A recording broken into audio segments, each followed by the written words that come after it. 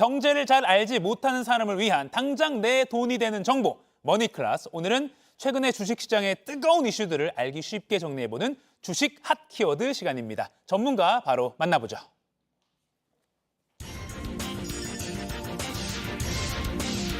경제의 맥을 짚어주는 도사님, 정철진 경제평론가와 오늘도 주식시장 맥 한번 짚어보겠습니다. 안녕하세요. 네, 안녕하십니까.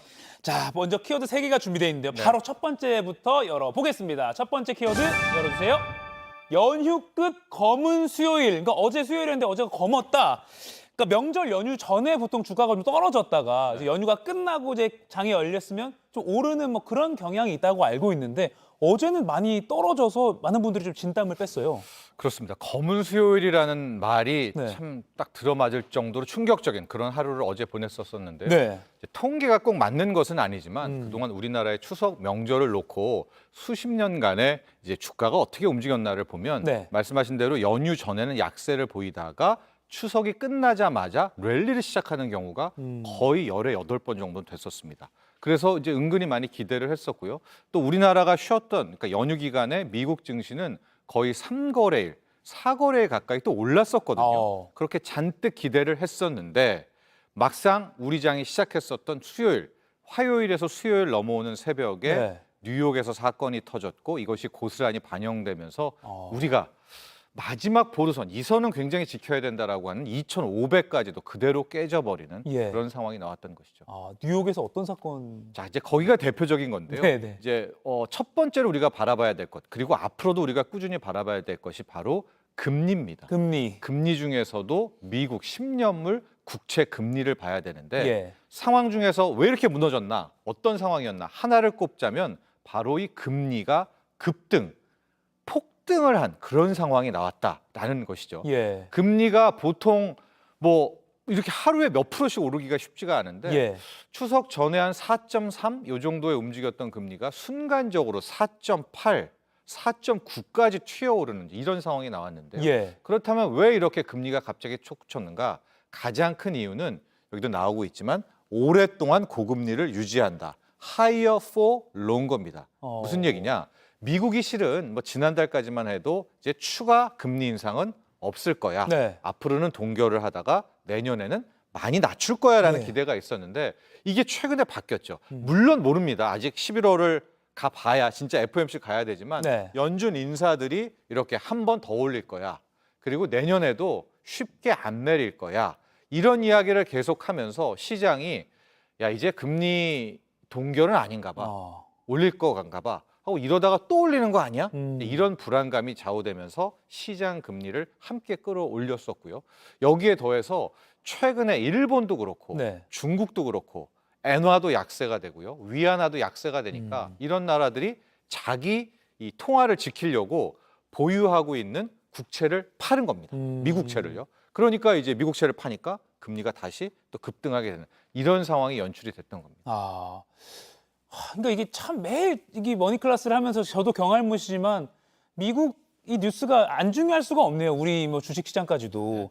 그럼 이제 4분기, 그러니까 10월, 11월, 12월을 4분기라고 하잖아요. 이제 올해도 4분기가 이제 시작이 됐는데 앞으로 뭐 첫날은 증시가 우울하기 시작했지만 좀 앞으로 전망을 좀 해주신다면 그렇죠. 이런 것과 연관지어서 보면 좀 어떻게 좀 전망하십니까? 방금 제가 이제 이 얘기를 했잖아요. 네. 금리가 급등을 해서 주가가 무너졌다. 근데 네. 이 순간에도 아니 금리가 올랐는데 왜 그 주식이 무너져라는 이제 생각을 가질 수가 있을 텐데요. 미국 기준으로 한번 보도록 하겠습니다. 네네네. 이제 금리가 올라가요.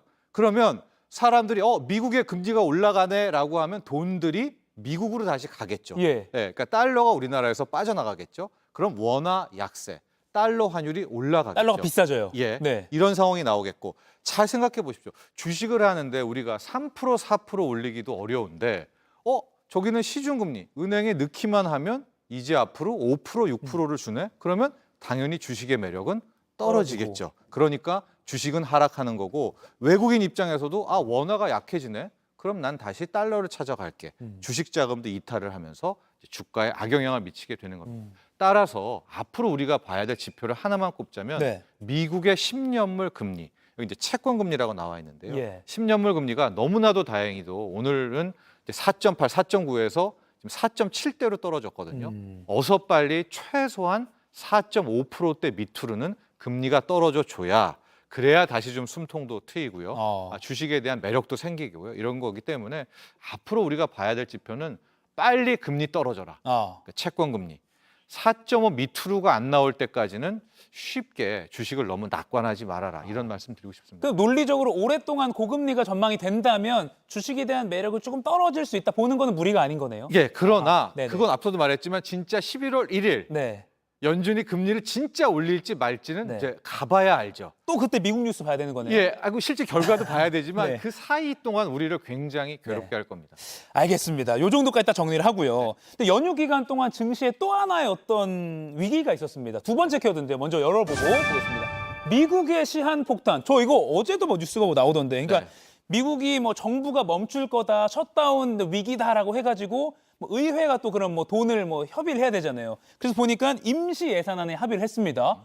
그래서 셧다운 위기는 넘겼다 겨우 이렇게 했는데 또 그 임시 예산안에 합의를 해준 그 이유를 가지고 네. 메카시 하원 의장이 공화당인데도 불구하고 공화당 일부 의원들이 반란을 일으켜서 해임이 됐어요. 하원 의장이. 네. 미국 뭐 서열 3위라고 하는 이 사람이.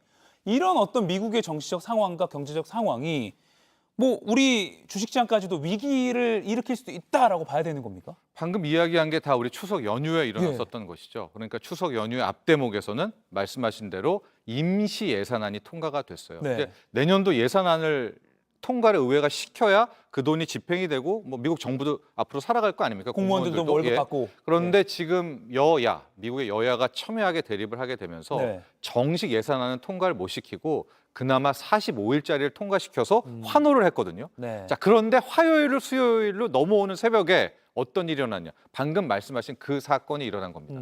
보시면은 미국 의회는 현재 이제 민주당과 공화당으로 나눠 있고요. 예. 하원은 공화당이 다수당입니다. 상원은 민주당이고요. 그래서 예산안 같은 경우에는 일단 하원을 넘어가야 되는데 예. 하원 공화당에는 강성론자들이 많이 있고요. 특히 이번에 예산안 내용들 중에 우크라이나를 지원하는 이런 것들 또 IRA법 가는 거로 해서 돈 쓰는 거를 좀 싫어하는데 네. 이번에 45일짜리는 우크라이나 예산을 뺐거든요. 그러면서도 통과를 시켜서 공화당의 강성파들이 하원 의장인 메카시 의원을 거의 미국 역사상 250년 만에 해임을 시켜버리는 네. 이 난리가 난 거예요. 그러니까 이 파국이 일어나게 되니까 예.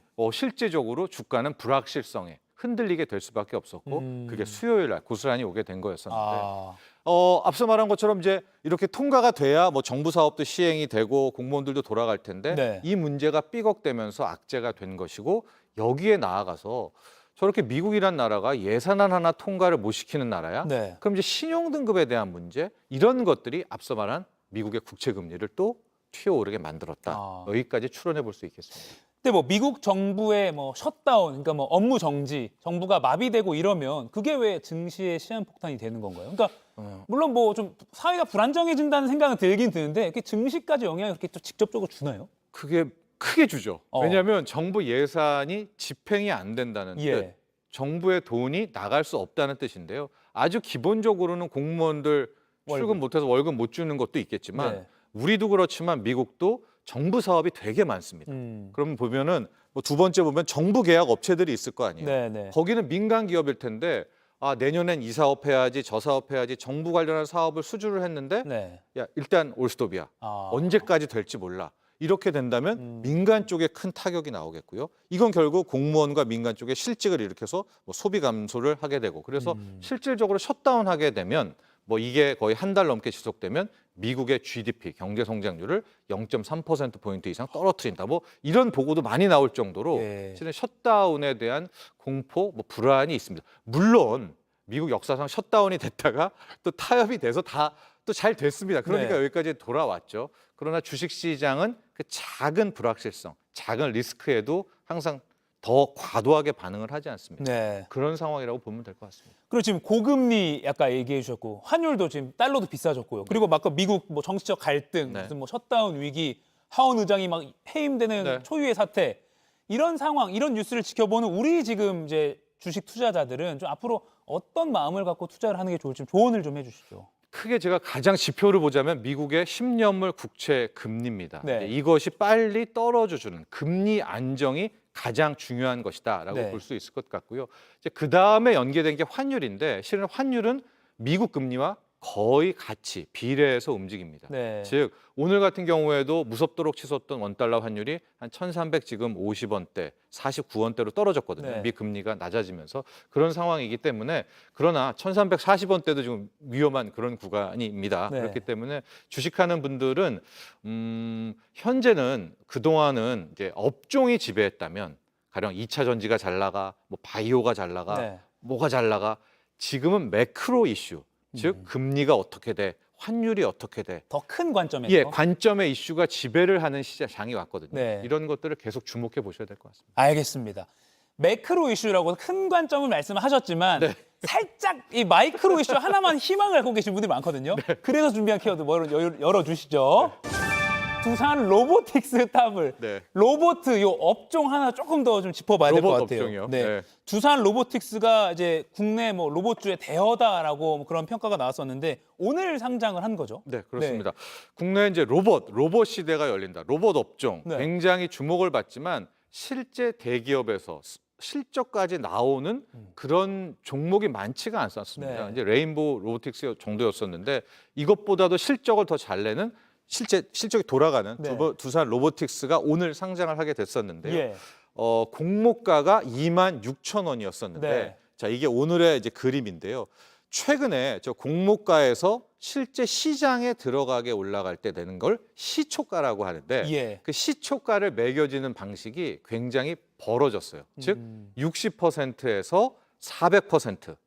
그러니까 이걸 어떻게 표현해야 되냐면 공모가가 100이었습니다. 네. 100을 상장시킬 때 시초가가 60이 되거나 네. 얘가 인기가 많으면 400까지도 어. 갈 수 있는. 그래서 이제 따따블이라는 말이 충분히 가능했었었는데 예. 이제 26,000원으로 시작했기 때문에 이게 만에 하나 400%로 간다면 뭐 8만 원, 9만 원도 가능할 것 아니겠습니까? 그래서 뚜껑을 열어봤는데 그 정도는 아니었고요. 아. 67,000원으로 시작해서 현재 쭉 내려와서 한 5만 원대. 그러니까 이것도 크죠. 그렇죠. 따블이니까 26,000원 시작했으니까 100%, 80%, 100%니까. 네. 근데 그럼에도 불구하고 이제 공모주를 투자했던 분들은 음. 따블 이상은 이렇게 기대를 했는데 네. 현재까지는 그 정도는 아니나 음. 그래도 네. 따블이었다라는 상황을 현재 전해드리고 싶습니다. 네, 이게 그러니까 오늘 아침 9시에 장 시작한 거고 9시 35분에 반까지입니다. 이제 여기서 또 1시간 전 네. 따끈따끈한 자료긴 합니다. 그렇습니다. 그러니까 한 100%대 상승률 정도로 1시간 전까지는 평가를 하면 될 것 같네요. 네. 이 공모주가 아무튼 계속 관심을 갖고 있고요. 잇따라 이제 흥행이 성공을 하고 있다라고 평가를 할 수 있는데 앞으로 좀 도전해 볼 만한 공모주가 있다면 뭐가 있을까요? 좀 인기 있는 공모주 같은 네. 경우에는 아마도 현재 국내 증시에서 실패한 경우는 네. 없습니다. 아. 즉 공모주 투자라는 것이 이미 공모 청약을 해가지고 받은 다음에 앞서 시초가 되는 첫날까지 뭐 이런 식으로 이제 보게 되는 건 아니겠습니까? 네. 뭐 코스닥에 들어갔던 밀리의 서재도 그렇고 우리가 이건 히트 칠 거야라는 거는 기본적으로 아. 뭐 50% 이상, 7, 80%가 나오고 있기 때문에 진짜 요즘은 관심이 뜨겁습니다. 네. 근데 다만 아쉬운 거는 이렇게 뜨거운 걸수록 어떻게 될까요? 받으려는 경쟁이 치열하겠죠. 예. 그래서 앞서 두산 로보틱스 같은 경우에도 개인은 2주, 3주 이상 받기도 좀 힘듭니다. 그래도 많이 올라도 실제로 많이 벌지 못하겠군요. 그러니까 숫자 자체가 적으니까. 그렇죠. 그러나 갖고 있는 게 수익률로는 수익률은 큰데. 뭐 치킨 사 먹을 정도는 치킨, 네. 충분히 되기 치킨 두 때문에 마리, 네. 이 공모주 투자에 몰리는데요. 예. 앞으로의 좀 인기 있는 것들이 한 2가지 종목들이 있습니다. 뭐 이게 네. 물론 또 이것도 똑같이 100% 될 거야라는 거는 못 드리지만은 네. 이제 에코프로의 또 하나 계열사죠. 에코프로 머티리스가 있고요. 이게 거의 오랜만에 공기업이 상장하게 되는 서울 보증보험이 있습니다. 오. 이 두 개가 또 그나마 공모주 청약을 기다리고 있고 네. 공모주만 전문적으로 노리는 분들에게는 이 두 개에 대한 리스트들이 굉장히 많이 있는데요. 네. 에코프로 머티리스 같은 경우에는 이제 일반 청약이 11월 8일부터 9일까지이기 때문에 네. 아마 여기에 대한 노리시는 분들은 지금부터 이제 실탄을 청약금을 모아 가셔야 되겠죠. 예. 서울보증보험도 이달 말에 10월 25일부터 하기 때문에 아마 이런 것들 치고 빠지기라고 하죠. 네. 공모주 들어갔다가 첫날, 둘째 날에 팔고 나오는 네. 뭐 이런 전략의 뭐 한 축을 지금 구사하고 있다라고 말씀드리고 싶습니다. 공기업 상장은 정말 오랜만에 보는 정말 거 같네요. 오랜만에 봅니다. 네. 알겠습니다. 자, 마무리하기 전에요. 오늘도 2분 뽑아서 영화 관람권 2장씩 드리는 퀴즈 준비되어 있습니다. 기업이 주식시장에 상장하기 전에요. 일반 투자자들에게 미리 알려서 주식을 판매하는데요. 이것을 무슨 주식이라고 부를까요? 1번 공모주, 2번 배당주, 3번 특징주. 정답 골라서 지금 상클 생방송이 나가고 있는 JTBC 뉴스 유튜브 실시간 댓글창에 남겨주시면 두 분 뽑아서 방송 말미에 발표해드리도록 하겠습니다. 지금까지 머니클래스 정철진 경제평론가와 이야기 나눠봤습니다. 고맙습니다.